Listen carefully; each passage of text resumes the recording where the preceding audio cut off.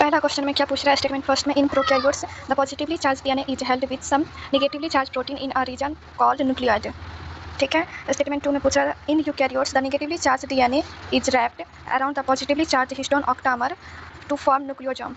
तो statement first false है। क्यों? क्योंकि यहाँ पे पॉजिटिवली नहीं होगा, नेगेटिवली चार्ज प्रेजेंट होता है।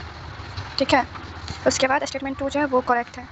तो statement first incorrect but statement 2 is true. तो ए ऑप्शन सही है, 1 ऑप्शन सही है। नेक्स्ट क्या है, complete the flow chart on central dogma. DNA से डीएनए की कॉपी बन रही है, इसको क्या कहेंगे? रेप्लिकेशन कहेंगे। ठीक है, डीएनए से डीएनए की कॉपी को रेप्लिकेशन कहेंगे। तो बी ऑप्शन में भी है और डी ऑप्शन में भी रेप्लिकेशन है। ठीक है, आगे क्या है, डीएनए से आरएनए बन रहा है, इसको हम ट्रांसक्रिप्शन कहेंगे। उसके बाद है एमआरएनए से प्रोटीन बनाना, तो इसको हम कहेंगे ट्रांसलेशन, और डी में हो जाएगा प्रोटीन। तो डी ऑप्शन सही है। ठीक है, डी ऑप्शन सही है। नेक्स्ट क्या है, which of the following statement correct? Correct पूछ रहा है हमसे, स्टेटमेंट कौन सा करेक्ट है? Adenine pair with thymine through 2 hydrogen bond. ठीक है, adenine pairs thymine through 1 hydrogen bond, adenine pairs with thymine through 3 hydrogen bond and adenine does not pair with thymine. तो इसका स्टेटमेंट जो है वो करेक्ट होगा। एडेनिन जो होता है डबल बॉन्ड से 2 हाइड्रोजन बॉन्ड से पेयर में रहता है। तो स्टेटमेंट फर्स्ट ए जो होता है वो करेक्ट है। ठीक है, नेक्स्ट क्या है, purines found with in both DNA and RNA. तो क्या होगा? तो प्यूरिन्स में हो जाएगा एजी, मतलब एडेनिन और ग्वानिन प्रेजेंट होता है प्यूरिन्स में। और पैरीमिडिन्स में क्या रहता है? प्यूरिन्स में प्रेजेंट होता है ए एंड जी। ठीक है, उसके बाद पैरीमिडिन्स में जो रहता है प्रेजेंट वो रहता है सी, यू और टी, CUT।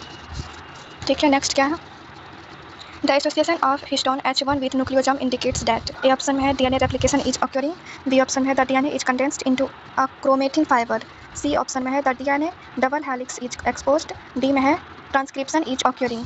तो इसका क्या हो जाएगा? बी ऑप्शन सही है, DNA is condensed into a chromatin fibre. Chromatin fibre क्यों बोला गया है? क्योंकि क्रोमेटिन फाइबर जो है बिट्स ऑन स्ट्रिंग होता है। ठीक है, बिट्स ऑन स्ट्रिंग ऐसे रहता है, ये प्रेजेंट रहता है। तो ये क्या है? न्यूक्लियोसोम होता है, न्यूक्लियोसोम इसको कहेंगे। ठीक है, तो अगर डीएनए रेप्लिकेशन हो रही है एंड ट्रांसक्रिप्शन हो रही है, दोनों ही टाइम पे डबल हेलिक्स स्ट्रक्चर ओपन हो जाता है, अनबाइंड हो जाता है, उस टाइम पे न्यूक्लियोसोम एंड न्यूक्लियस नहीं देखा जाता है। नेक्स्ट क्या है, correct select the correct math. Correct पूछा तो इसका हो जाएगा राइबोसोम। ए ऑप्शन सही है, राइबोसोम जो होता है न्यूक्लिक एसिड होता है। और बी ऑप्शन में जो है ये सब रॉन्ग है। क्यों है? F2 क्रॉस होता है रिसेसिव पैरेंट, तो इसको कहेंगे हम टेस्ट क्रॉस कहेंगे। ठीक है, और टी.एच. मॉर्गन के और रिकम्बिनेज पे काम किया था, और ग्रिप मेंडल जो है वो ट्रांसफॉर्मेशन पे किया था। ठीक है, तो यहाँ पे जी मेंडल दिया हुआ इसलिए ये गलत है, ग्रिप ने दिया था ट्रांसफॉर्मेशन पे। Final proof for DNA as the genetic material came from the experiments of. किसने फाइनल प्रूफ डीएनए का एक्सपेरिमेंट किया था जेनेटिक मटेरियल पे? तो हार्ट से एंड चेस ने किया था। ए ऑप्शन सही है। ठीक है, ए ऑप्शन सही है। नेक्स्ट क्या है, a molecule that can act as genetic material must full the traits given below except. A option में पूछ रहा है it should be able to express itself in the form of Mendelian character, ये सही है। It should be able to generate its replica, ये भी सही है। It should be unstable structurally and chemically, ये भी सही है। And it should be provide the scope for slow changes that are required for evolution, slow changes नहीं होता है, तो ये रॉन्ग है। एक्सेप्ट में यही हो जाएगा आंसर डी। नेक्स्ट क्या है, RNA म्यूटेट्स eight faster rate.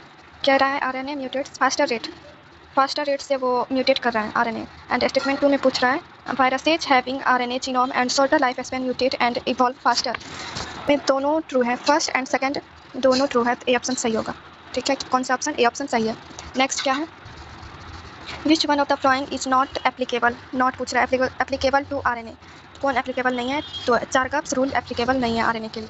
Complementary base pair applicable है, 5 फॉस्फोराइल एंड 3 हाइड्रोक्साइक्लिक नाइट्रोजनियस बेस, ये भी एप्लीकेबल है।